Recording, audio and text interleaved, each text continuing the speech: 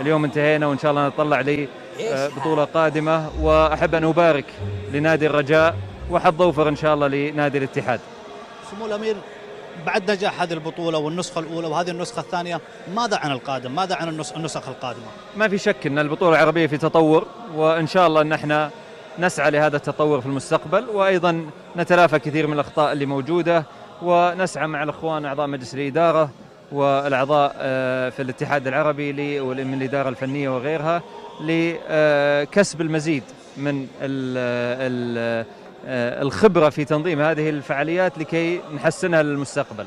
ما في شك أن احنا نطمح أنها تكون من أقوى البطولات العالمية، وإن شاء الله هذا ما نسعى له. شكرا لكم.